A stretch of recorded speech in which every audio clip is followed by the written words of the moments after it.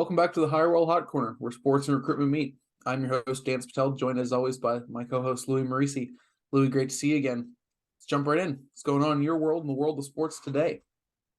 Football season still grinding away, but I think more importantly, we'll talk about the European Football World Cup.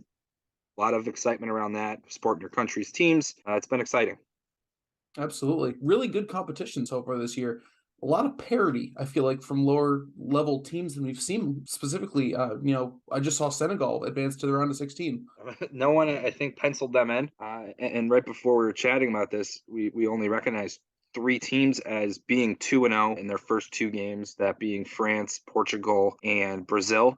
It seems like going into these third games in the group stage, they all matter. There's only two teams that were officially eliminated after two games, Qatar and Canada. They're exciting. You're getting playoff soccer in the group stages. Some surprising wins from teams like Saudi Arabia, Costa Rica, and even the U.S. find themselves in a win or go home situation this afternoon. Yeah, we had to push back or push up our filming so we can do our part, cheer on our team, and hopefully get them through to the knockout stage. I mean, this wouldn't be a sports and recruiting show if we didn't focus on the sports sometimes too. Yeah.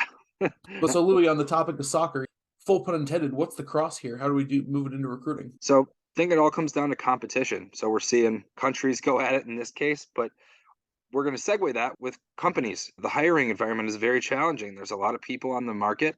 How do you stick out amongst, three, four, five options that potential employees are looking into? Yeah, absolutely. We have a high level number of openings across the board. I think this is the most openings we've seen in the workforce where there's more openings than there are people. So all the more reason to really, take that self-reflection. What are we doing? Where do we need to go? And when you're a candidate, just from when I've talked to people, I feel like it's more urgent now that, oh, I have interviews, this many here, I've already gotten offers from these companies. The process seems to be speeding up and intensifying a lot more recently. 1,000%. I have a few candidates that just got looped in with like first round interviews when they already are in finals with others. They're actively looking, and until they sign on the dotted line, and sometimes even after they already do, they're still open to other opportunities. So how do you really stick with them? And that's what we'll dive in today, things that companies can do to provide better value to candidates. Yeah, what can a company do? What makes them competitive in hiring? Obviously, we know the main one that comes to everyone's forefront of their mind is compensation, benefits package, that actual offer. But past that, there are some other real key points that people are looking at in terms of how can this be a best fit for me and how can this company be competitive. One I've heard a lot more recently is, what's the career growth for me? What's the progression? People aren't just looking at this next role, they're looking at the next role, the next two roles, the next three roles, and ideally longevity. Yeah, yeah, and it kind of steps back to our last episode with gaps in employment. Like we're finding that people they don't want to have these job hoppers, and the environment is, they get looked past because of the job hopping. So how do you get into a position where you can be somewhere long term? And that's something that they really evaluate. Is there a clear cut career progression? Is there advancement? What does that look like from a timeline standpoint? One of the biggest things next to compensation and benefits and all that is that career progression. They want to be able to see themselves there for the long haul, have the company grow as they grow. Yep. And speaking of, staying there for the long haul, another thing that we've seen a lot more recently that is a major factor in these decisions is where they're physically working. With COVID, we went remote for a year, year and a half, some people 2 years, and we're still fully remote. A lot of companies have started moving back into the office, maybe in a hybrid setting. A lot of companies have made the commitment to go fully remote. So that plays a huge role. I've had a lot of people who have been forced back into an office 5 days a week, and that's just not what they're about, or they moved away and they can't physically do that anymore. And so they're looking for fully remote opportunities. Fortunately, my current client has those, but not everyone offers that. Talk through the main pros and cons of that in terms of staying competitive. Yeah, we're starting to see that remote is preferred, especially once you've gone into a fully remote setting. It is very challenging to go back. What kind of blows my mind is, in some senses, companies hired fully remote folks and then they're letting them go because they're not willing to come into an office that's not even located in the same state. It doesn't quite make sense to me. If you're hiring remote, you should plan that person or those people being remote for the long haul. And if anyone's local and you do some hybrid or something, that's one thing. But that part of it definitely can leave a bad taste in candidates' mouth. But as far as preference, yeah, I think it's very challenging to get people who want to come into the office. Not to say that they're not out there. I've spoke with plenty that are open with hybrid who are like, you know what, I just maybe don't have the best setup at home. There's kids, there's roommates, whatever. An office environment helps them stay focused. They go in for their 8 hours a day. That's where they do work. And then at home, they're by themselves, or their work life balance is easier to manipulate or to handle. So I get both ways, but from a hiring standpoint, it's something that get a gauge. Is this a role that can be done remote? Does it have to be in office? There's a lot of points that can point to either side. Yeah, I'm with you on the side of can this be done remotely? I think that's a big question. And the main thing, I don't see a world where a hybrid situation's that much of an issue. My main concern from a hiring standpoint is just the size of the candidate pool you're working with. When you're changing from remote to even 1 day a week in an office, you're suddenly knocking out for the US the vast majority of your candidate pool, people who aren't in that metro area that you're hiring for. There's a massive candidate pool out there. Maybe specifically where you are, I'm in Cincinnati, you're in Chicago. It's much smaller when you start fishing in it when you have to get people into an office setting. Huh. Yeah, it's like pulling teeth in some cases. We're working for a client right now, working on like six different roles. Four out of the six, I believe, are hybrid roles in the Tampa area. The other two that are high end, like RVP roles, are fully remote. And we're just seeing way more traction on the remote aspect because, it's a wider pool. I mean, it makes sense. It's a numbers thing. We're hopefully slowly getting them to start opening the other four to saying, hey, maybe a little bit wider region, maybe not fully remote as far as like all the way on the other side of the country, but a couple surrounding states where there's in the same time zone. So that is almost a topic in itself, the whole remote versus hybrid versus in office. We could talk about that for at least one full episode. Jumping off of that one, one that kind of goes hand in hand with that is a culture standpoint.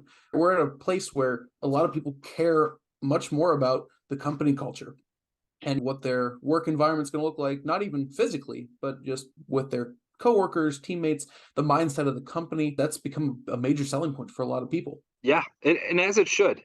People should not just take jobs because of compensation. Now, if someone's offering you a lot of money, way more than you're even asking for, it should be taken into consideration, but there should be some flags as to why they're looking to pay someone double what they're asking. So the culture is great. It's something that has to be looked at. It's very tough to get a gauge if you're not working there, but that's what the interview process should be, is to ask those questions, get a feel for the people that you're speaking with and ask their experience. I think there's some ways to uncover things that aren't just A, B, and C. There's some underlying things that you can maybe do to look into it. And another one of those is looking at reviews. I think that's another thing that companies can do to make themselves more competitive, is learning from them. It also can speak to a culture. Oh, absolutely. Company reviews from current employees, previous employees, people who have gone through the interview process, clients, customers, and they're all out there. And so keeping a consistent process and maintaining a strong level of engagement, we talk about as recruiters, the candidate experience. Whether or not you hire someone is a big part of it, but for those who you don't, at least maintaining that positive rapport, the reputation. You never know who they're going to talk to, where they're going to put that on the internet.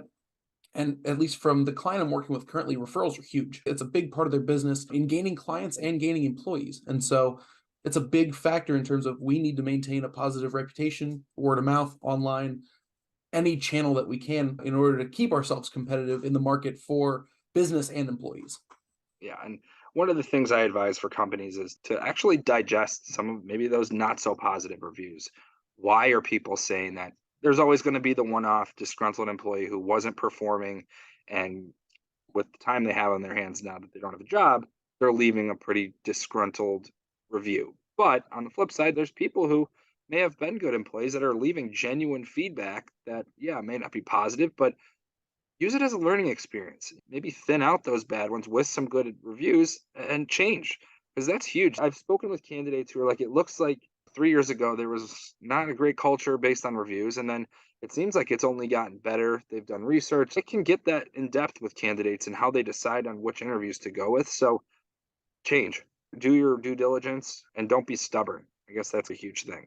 No one's perfect. Got to take the good with the bad. Switching over from what makes a company competitive, let's talk about those companies who don't feel that they're competitive currently, or maybe they're struggling to keep up in this faster paced hiring market.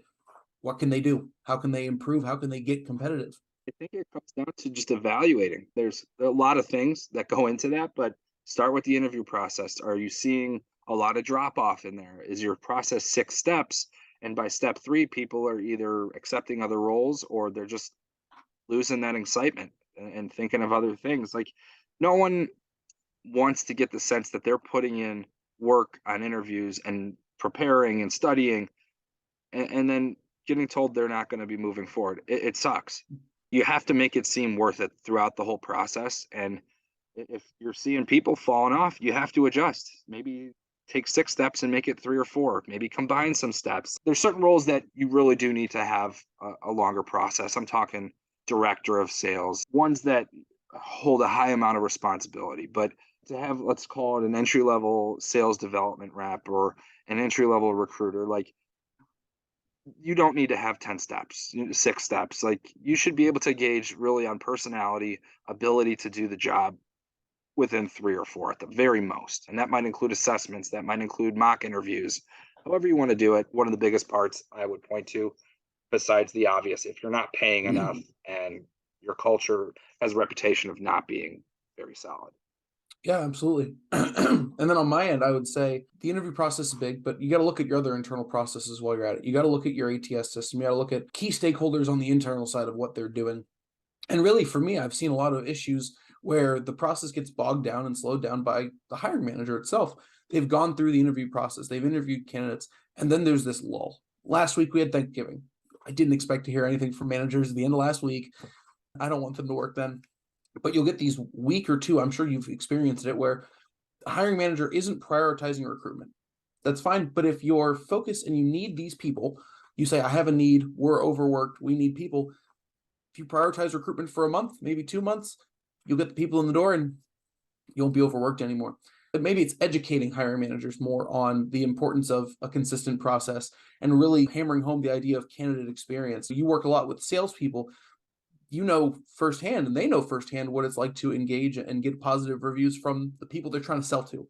So why should this be any different from a hiring perspective? And getting them to prioritize recruitment is definitely one that would help the internal processes, would help the interview process, I think, as a whole.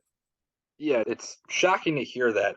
Sometimes you're getting looped in by a recruiter at a company who's the one kind of sourcing some of this outside to companies like Hirewell. And the hiring managers, in my world, the sales manager and the recruiter are not on the same page. One person saying, yes, we need these people. The other one is painting a different picture, and it becomes a pretty big cluster of a mess. That definitely can be improved. Really just communicating, get on the same page. So when you do loop in a Hirewell, you can give them direct, this is what we're looking for, and let's get the ball rolling. It's not always that pretty, unfortunately, but it it seems like a small thing that can go a long way to having success when you're looking for talent. Yeah, for sure. 2 minute drill time. I guess with today, in the honor of World Cup, we can call it stoppage time today. But 2 minute drill, take us home, Louie. What do you got for us? The biggest thing is do your homework. We're expecting, not only us, but clients are expecting candidates to do their homework, doing research on their company, looking up LinkedIn's. Companies should do the same. What's been working in the market? What's the right compensation for this, level of employee? It goes both ways. And if you're not willing to put in your end of the bargain, candidates will see that. If you're paying 10K lower than everyone else, that will rule you out faster than anything.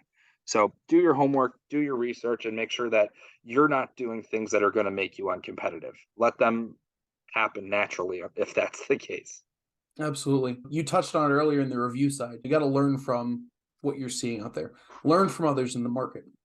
You're not going to just become the most competitive, or you're not going to fix all your problems overnight. Continually improving is the easiest way to get more competitive. Take a look internally, see where you're at, find little ways to improve here and there.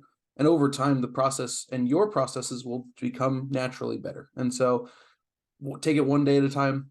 And like you said, hold yourself to the same standards that we expect from candidates. So I think that's a great point. Thanks everyone for tuning in again to the Hirewell Hot Corner. On behalf of myself and Louie, we always appreciate the continued support. Join us again in 2 weeks for our next installment. And as always, stay classy, LinkedIn.